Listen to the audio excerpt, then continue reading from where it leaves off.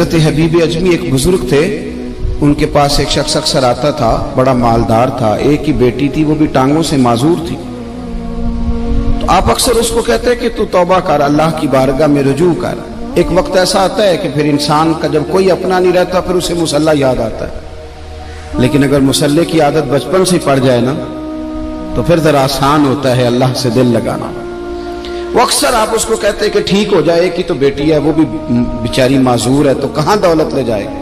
آج کرتا ہوں، ہم تاریخیں دیتے رہتے ہیں نا اللہ تعالیٰ کو معاذ اللہ کہ رمضان سے میں نے نیک ہو جانا ہے، عمرہ کر کے آؤں گا تو پھر میں پکا نمازی ہوں۔ خدا کے بندو، کس نے تجھے بتایا کہ رمضان تک تو زندہ رہے گا؟ کس نے خبر کی کہ عمرہ کرنے تک تو بچے گا؟ حضرت حبیب اجمی اس کو کہتے تو کہتا بڑی جلدی ٹھیک ہو جاؤں گا۔ ایک دن سویرے سویرے توبہ کرنے آ گیا۔ آپ نے فرمایا کیا ہوا؟ تو کہنے لگا حضرت جی کل ایک 15 سال کا نوجوان ملا ہے اور مجھے توبہ کرا گیا۔ مزہ ہی اس عمر میں اللہ اللہ کرنے کا، نبی کریم سے محبت بھی کرنی ہو تو یہی عمر ہے۔ عشق لگا سی کھیڈاں کھیڈ دی نوں تے پھر مینوں کھیڈاں بھول بھول گئیاں، کجل پایا سی میں یار دے ویکھنے نوں، پھر او دی یاد وچ روندیاں ہی ڈول گئیاں۔ حیدر شاہ اس گلی کدے نہ رولدی پر ہن تے رولدی رول گئیاں۔ جن لوگوں نے ابو جہل کو قتل کیا تھا ان کی عمر بھی 15 سال تھی۔ ہم تو بڑے ہی نہیں نہ ہوتے ساری زندگی، نہ ہمیں کو بڑا ہونے دیتا ہے، ہم بڑے ہی نہیں ہوتے، یہ تو عمر ہے کچھ کر گزرنے کی۔ 15 سال کا نوجوان توبہ کرا گیا تو حضرت حبیب اجمی کہنے لگے وہ کیسے؟ کہنے لگا حضرت جی میں کل منڈی گیا تھا، مجھے کچھ سامان خریدنا تھا، تو بغداد کے بازار سے میں نے مچھلی خرید لی 10 کلو، باقی بھی سامان تب خود لے جا نہیں سکتا تھا۔ تو مزدور آپ کو پتہ ہے بیچارے آج بھی سڑکوں پہ بیٹھے ہیں، تو مزدور بیٹھے تھے تو ان میں ایک نوجوان 14-15 سال کا، چہرے پہ بڑی روشنی۔ میں نے اس کو کہا بیٹے مزدوری کرو گے؟ کہنے لگا حضور مزدوری بھی کرتا ہوں، پڑھائی بھی کرتا ہوں، اور جو اللہ کو منظور ہو اس کی عبادت بھی کرتا ہوں۔ میں نے اسے کہا کہ یہ میرا سامان ہے فلان جگہ پہنچانا، کیا لوگے؟ کہنے لگا 3 دینار مزدوری۔ سودا طے ہو گیا، اس نے سامان اٹھا لیا۔ کہتے ہیں رستے میں ظہر کا وقت ہو گیا، کہنے لگا چچا اگر اجازت ہو تو نماز پڑھ دوں۔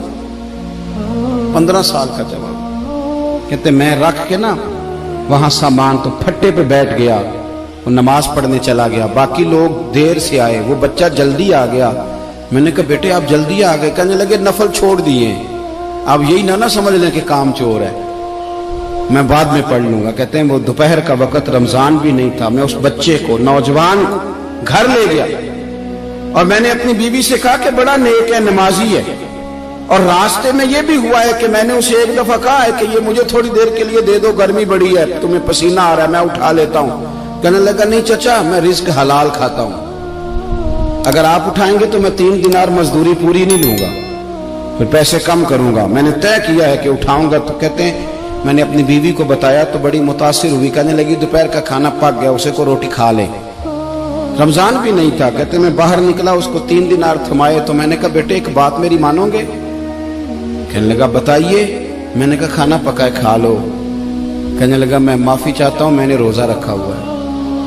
حضور نے حکم دیا، حکم نبی کریم نے حکم دیا، بخاری مسلم کی حدیث ہے، فرمایا نوجوانوں اگر تمہارے پاس طاقت ہے تو نکاح کر لو ورنہ روزے رکھو۔ حکم دیا، یا نکاح اور یا روزے، یہ سرکار کا حکم ہے۔ بھائی نفلی روزہ نفس کی قوتوں کو کچلتا ہے، انسان میں نورانیت اور روحانیت لاتا ہے۔ کہتے وہ کہنے لگا میں نے روزہ رکھا ہے، میں اور متاثر ہو گیا۔ میں نے کہا اب کیا کرو گے؟ کہیں اور جانا ہے؟ کہنے لگا نہیں، میں جس دن 3 دینار کما لیتا ہوں پھر میں مزید لالچ نہیں کرتا، باقی وقت یا قرآن مجید پڑھتا رہتا ہوں یا نبی پاک پہ درود شریف پڑھتا رہتا ہوں۔ آپ بتائیں؟ تو میں نے کہا کہ افطار میرے ساتھ کر لو۔ کہتے ہیں میں اسے مسجد چھوڑ آیا اور خود میں لوٹ آیا۔ افطار کے بعد میں اسے لایا، کھانا کھلایا، عشاء پڑھی، اس کا گھر دور تھا، میں نے ڈرائنگ روم کھول دیا، بیٹھک کھول دی، وہیں وہ سو گیا۔ میری 20 سال کی معذور بچی کبھی چل نہیں سکتی تھی، کوئی طبیب کوئی حکیم میں نے چھوڑا نہیں تھا جس کو دکھایا نہ ہو۔ ایک ہی بیٹی، وہ بھی معذور پیدائشی، اس کے کمرے میں گئے، میاں بیوی اسے کھانا کھلا اور بتایا بیٹے ایک نوجوان ہے، بڑا نیک ہے ہمارے گھر میں، آج بڑا پرہیزگار۔ پتہ ہے حضور نے کیا فرمایا؟ نبی کریم فرماتے ہیں جب نوجوان اٹھ کے تہجد پڑھتا ہے نا نوجوان، تو اللہ فرشتوں کے سامنے اس نوجوان پر فخر فرماتا ہے۔ اللہ فخر کرتا ہے کہ عمر دیکھو اور دیکھو یہ میری بارگاہ، اللہ فخر کرتا ہے، اللہ یعنی خدا خود میرے مجلس بود، اللہ فخر کرتا ہے۔ اب سوچیں، تو ہم نے اپنی بیٹی کو بتایا کہ نوجوان اور بڑا نیک ہے، تو کہتے ہیں وہ کھانا کھلا کے ہم واپس آ گئے، آدھی رات کا وقت ہوا تو دروازے پہ دستک ہوئی، بچی اپنے کمرے میں سو رہی تھی، ہم اپنے کمرے میں، وہ بیٹھک میں، گھبرا کے اٹھے کہ اس وقت کون ہے دروازے پہ؟ تو بیٹی کہنے لگی ابا دروازہ تو کھولنا۔